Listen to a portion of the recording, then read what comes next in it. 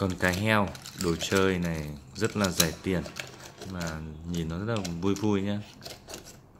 Đó, các bạn thấy không? Các bạn bảo bố mẹ mua cho con cá heo này.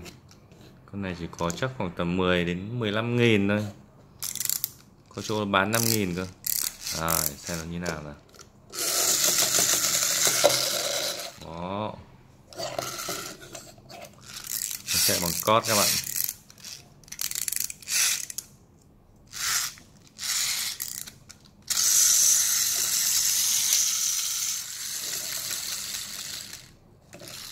Lại lần nữa nha.